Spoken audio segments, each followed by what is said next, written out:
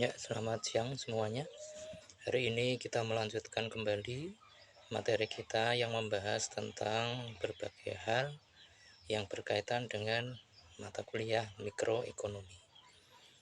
Hari ini kita berbicara tentang pertemuan kelima, yaitu yang bersangkutan dengan price ceiling atau dalam istilahnya dalam bahasa Indonesia sering disebut dengan penetapan pagu harga.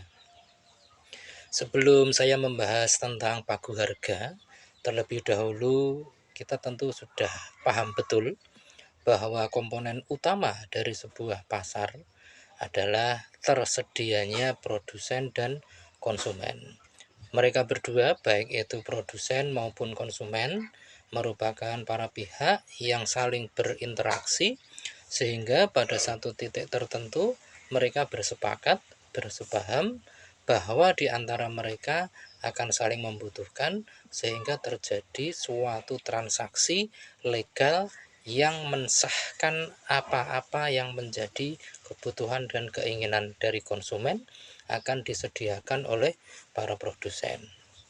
Nah, kita tahu pasar merupakan salah satu komunitas yang sangat kompleks di mana komponen utamanya adalah produsen dan konsumen. Namun, di luar dua komponen utama tadi, di beberapa negara, bahkan hampir di semua negara, ada pihak lain yang turut dalam proses terciptanya pasar. Pihak tersebut diantaranya yang paling penting adalah peran serta dari pemerintah atau regulator.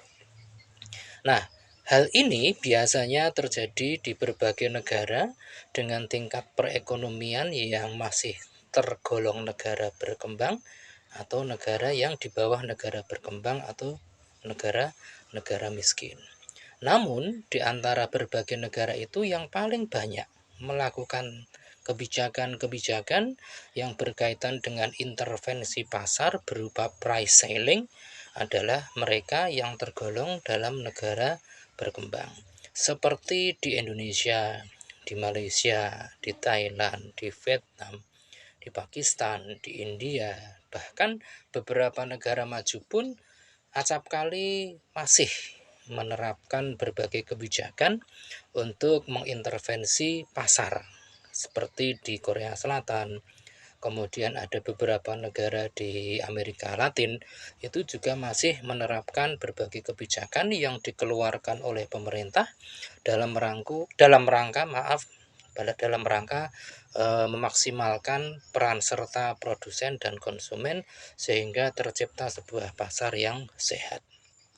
Nah, termasuk pun demikian di Indonesia, kita tahu negara kita juga masih dalam taraf negara berkembang, di mana masyarakat Indonesia masih mengalami sebuah transisi dari masyarakat agraris menuju masyarakat industri atau masyarakat negara maju. Namun demikian, sudah mulai terasa bahwa sektor-sektor industri itu semakin berkembang sedemikian pesatnya, bahkan angka pertumbuhan dari sektor industri di Indonesia sudah melampaui angka pertumbuhan sektor pertanian, yang mana selama puluhan tahun bahkan ratusan tahun Indonesia masuk dalam negara agraris. Namun saat ini sejak sekitar 10-15 tahun yang lalu Indonesia sudah meninggalkan hal pokok sebagai negara agraris, namun sudah bergerak maju menjadi negara semi industri.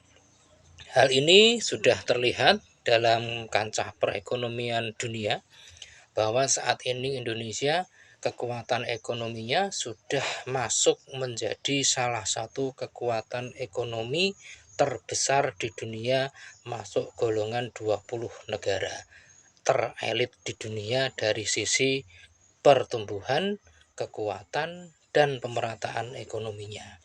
Oleh karena itu, di tahun kemarin Indonesia bahkan menjadi salah satu negara yang tidak banyak pernah mengalami, yaitu ditunjuk menjadi presidensi gerakan 20 atau G20 atau grup 20. Nah, Dalam industri Indonesia yang mengalami transisi dari negara agraris, tentu masih banyak sektor yang sangat bergantung kepada dua bidang tersebut, yaitu sektor manufaktur atau sektor industri dan jasanya, juga sektor pertanian. Termasuk di dalam pertanian itu ada peternakan, perikanan, dan sebagainya. Pun juga dengan perkebunan, kehutanan, dan lain-lain. Nah, oleh karena itu, efek dari masih transisinya perkembangan ekonomi Indonesia tentu menjadi sangat wajar jika pendapatan rakyat Indonesia pun belum sepenuhnya merata. Ada beberapa saudara kita yang memiliki penghasilan luar biasa besar atau luar biasa tinggi. Namun masih banyak pula saudara-saudara kita yang berpenghasilan di bawah pendapatan menengah. Bahkan masih cukup banyak angka-angka kemiskinan yang terlihat dari berbagai data dari Badan Pusat Statistik yang mengatakan bahwa angka kemiskinan di Indonesia masih berkisar antara 8 sampai 10%.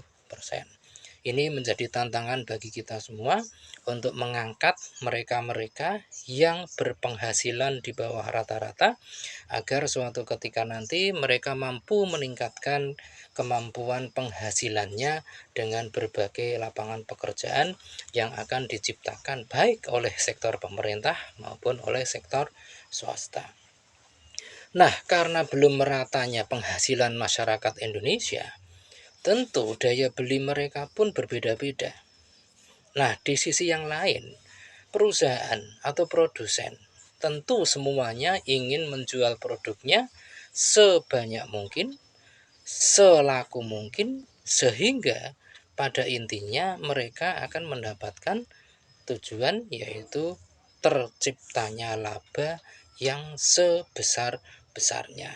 Nah, tentu mereka dengan berbagai caranya, dengan berbagai langkahnya mengambil segala sikap untuk memupuk kekayaan melalui pemupukan unsur laba. Nah, mungkin pasaran mereka itu tidak hanya fokus pada masyarakat dengan golongan penghasilan tertentu. Misalnya penghasilan yang menengah ke atas saja. Namun ada juga konsumen yang mereka termasuk di dalamnya adalah yang berpenghasilan menengah ke bawah. Di lain pihak, mereka yang berpenghasilan menengah ke bawah pun suka tidak suka, mau tidak mau juga membutuhkan berbagai produk yang terutama berhubungan langsung dengan hajat hidup mereka secara keseharian. Sebagai contoh, yang namanya kebutuhan energi, terutama energi bahan bakar minyak atau bahan bakar yang sudah terbiasa kita konsumsi, seperti ada bensin, ada solar, dan sebagainya. Tentu mereka tidak bisa menghindarkan diri dari kebutuhan energi tersebut. Baik itu si kaya, baik itu si miskin, semuanya akan sangat bergantung, semuanya akan sangat berhubungan dengan ketersediaan berbagai jenis bahan bakar minyak tersebut. Nah, oleh karena itu, yang namanya harga minyak dunia itu, saat ini pemerintah Indonesia sudah mengikuti harga pasar. Oleh karena itu, harga minyak Indonesia juga berbanding lurus dengan harga minyak yang terjadi di pasaran dunia. Kita tahu beberapa waktu terakhir ini harga minyak dunia terus merambat naik. Bahkan beberapa waktu yang lalu sempat menyentuh di angka lebih dari 100 US dollar per barrel. Nah, ini tentu menjadi tekanan tersendiri bagi pemerintah Indonesia jika harga bahan bakar minyak di Indonesia disamakan semuanya dengan harga minyak dari seluruh dunia. Kita tidak bisa membayangkan misalnya kalau harga minyak menyentuh angka 100 US dollar per barrel, maka kira-kira bensin atau pertalite atau pertamax mungkin di atas Rp20.000 per liternya. Namun dengan kebijakan-kebijakan yang mereka bisa lakukan, mereka dalam artian adalah pemerintah, Maka sesuai dengan amanat undang-undang bahwa segala sumber daya yang ada di bumi, di air, dan di udara yang menguasai hajat hidup orang banyak, maka pemerintah harus hadir di dalamnya. Hadir di dalamnya ini mungkin bisa berperan sebagai produsen, mungkin bisa berperan sebagai konsumen, mungkin juga berperan sebagai regulator. Nah, oleh karena itu, pemerintah dengan berbagai kebijakannya, dengan berbagai kemampuannya, telah membagi berbagai jenis bahan bakar minyak menjadi beberapa golongan. Mulai dari yang paling murah sampai yang paling mahal. Sebagai contoh, pemerintah sudah menetapkan harga Pertalite itu per liter adalah Rp10.000. Kemudian ada juga solar yang kemudian kedua jenis produk tersebut harus disubsidi oleh pemerintah. Jadi Pertamina sebagai dalam hal ini adalah produsen dari bahan bakar minyak yang harus dipasarkan bagi seluruh masyarakat Indonesia. Untuk kedua jenis bahan bakar tersebut tidak boleh menjual di atas harga yang telah ditetapkan oleh pemerintah. Kenapa? Karena pemerintah melalui BUMN bidang energi terutama bahan bakar minyak yang kebetulan diserahkan ke Pertamina harus melaksanakan konstitusi bahwa semua rakyatnya tidak terkecuali mereka yang berpenghasilan menengah ke bawah juga harus menikmati efek langsung maupun tidak langsung atas ketersediaan bahan bakar minyak. Oleh karena itu, bagi mereka yang punya hak untuk menikmati subsidi bahan bakar minyak masih diperbolehkan untuk membeli dengan harga yang telah ditetapkan oleh pemerintah. Misalnya saja tadi kita bicara tentang Pertalite yang harganya Rp10.000 per liter.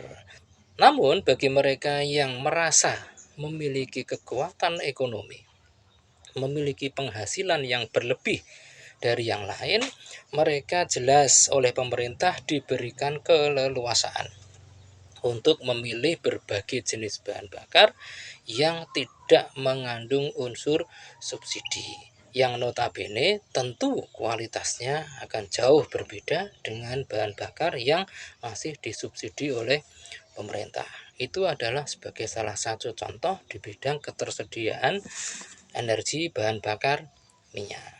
Ada lagi yang mungkin pernah beberapa waktu yang lalu menikmati yang namanya pagu harga untuk tiket pesawat terbang. Pemerintah pun pernah melakukan intervensi pasar dengan menetapkan harga tertinggi untuk tiket pesawat terbang. Hal ini pernah dilakukan karena memang pada saat-saat tertentu yang namanya bisnis penerbangan, bisnis pariwisata itu mengandung makna bahwa di setiap waktu ada kalanya mereka peak season dan ada kalanya low season. Terutama pada saat peak season atau pada saat-saat banyak orang ingin bepergian, biasanya pada saat libur sekolah, hari raya dan sebagainya. Harga berapapun yang disediakan oleh produsen tentu akan banyak dicari oleh konsumen. Namun demikian, karena permintaan yang lebih tinggi dari jumlah penawaran, tentu kehadiran pemerintah sangat vital untuk hadir di dalamnya. Oleh karena itu, pemerintah seringkali mengintervensi harga tiket pesawat terbang agar tidak melampaui batas kemampuan masyarakat dalam mengkonsumsi berbagai jenis tiket pesawat terbang yang disediakan oleh berbagai maskapai. Sehingga konsumen tidak banyak dirugikan.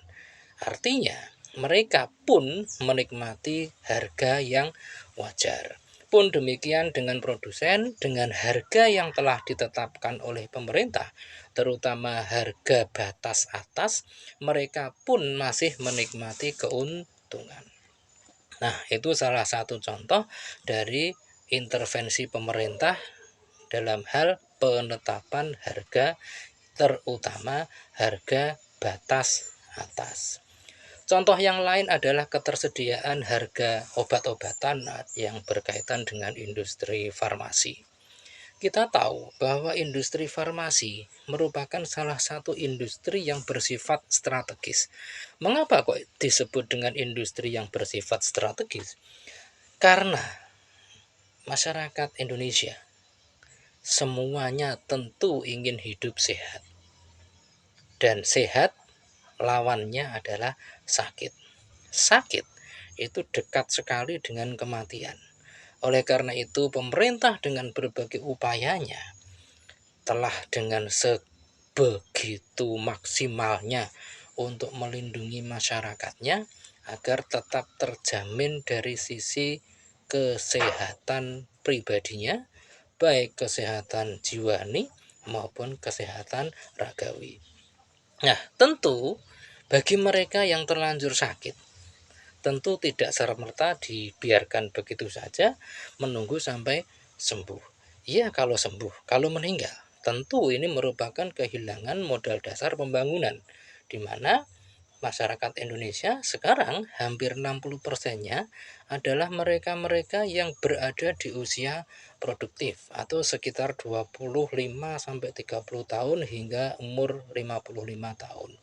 Tentu di umur-umur itu, di usia-usia itu, mereka sedang berada dalam posisi puncak untuk mencapai profesionalitas dan kemampuan-kemampuan yang maksimal yang bisa mereka perjuangkan untuk kehidupan pribadinya, untuk kehidupan keluarganya, yang berujung kepada kehidupan berbangsa dan bernegaranya. Nah, karena obat-obatan merupakan salah satu unsur penting dalam dunia kesehatan, maka pemerintah tidak bisa melepaskan harga obat-obatan begitu saja diserahkan kepada mekanisme pasar. Mengapa? Karena industri farmasi tidaklah banyak di Indonesia. Karena industri farmasi merupakan salah satu industri dengan karakteristik di mana industri tersebut biasanya merupakan industri yang tergolong industri padat teknologi. Di samping padat teknologi, mereka dalam tanda kutip industri farmasi untuk ketersediaan produk-produknya, mereka harus melalui proses yang sangat panjang. Terutama proses yang namanya penelitian, riset, dan sebagainya. Nah, disitulah letaknya, di mana produk-produk farmasi harus melalui mekanisme kontrol yang sangat ketat oleh pemerintah. Setelah produk-produk itu bisa diproduksi oleh berbagai produsen, tentu karena tidak banyak produsen di bidang industri farmasi, maka mereka sejatinya bisa menguasai pasar. Nah, jika mereka menguasai pasar, tentu sangatlah wajar mereka bisa menetapkan harga dengan sekehendak mereka. Betapa kasihannya saudara-saudara kita yang membutuhkan berbagai jenis obat yang mereka sangat membutuhkan, sedangkan harganya menjadi sangat mahal. Oleh karena itu, dalam produk-produk farmasi tertentu, pemerintah melakukan intervensi dengan berbagai langkah, terutama menetapkan pagu harga yang dalam dunia kesehatan, dunia farmasi sering disebut dengan istilah HET, harga eceran tertinggi, di mana harga itu telah melalui sebuah kajian di mana konsumen masih bisa menjangkau terutama dari daya belinya, dan di sisi yang lain produsen masih dapat menikmati keuntungan, tentu keuntungan yang wajar.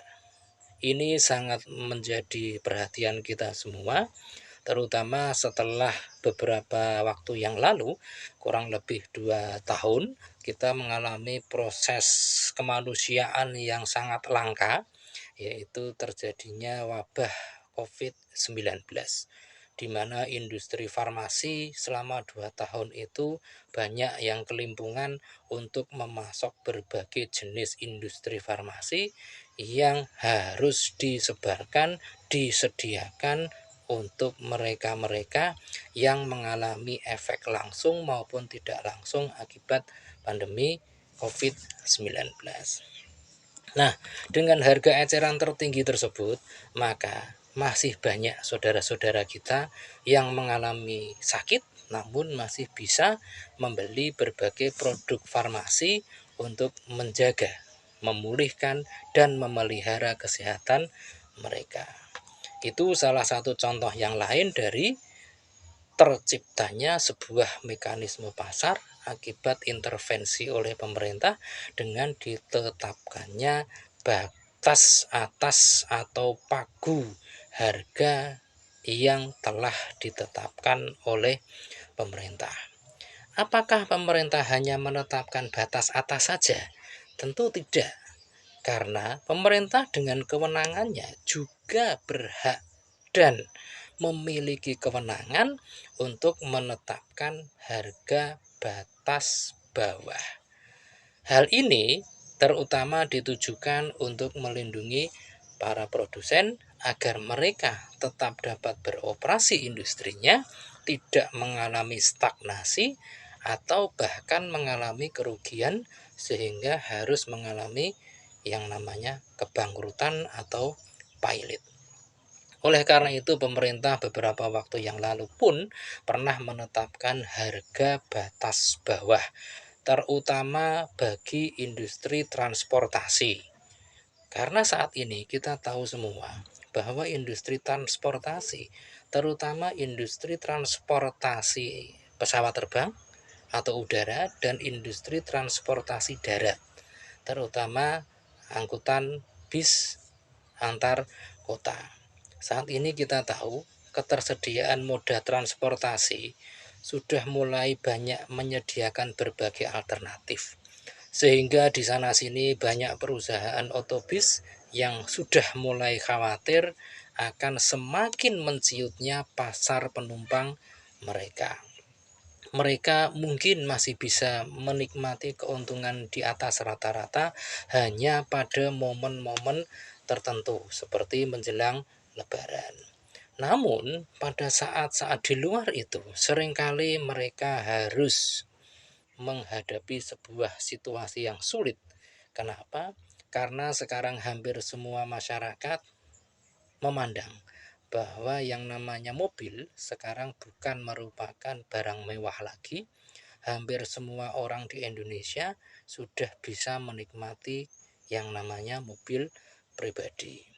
Selain lebih leluasa, ada beberapa hal yang membuat mereka lebih memilih moda transportasi mobil pribadi. Kita lebih paham tentu banyak di luar sana yang sudah mulai berkembang dengan berbagai sektor penyedia jasa kendaraan umum non-bis.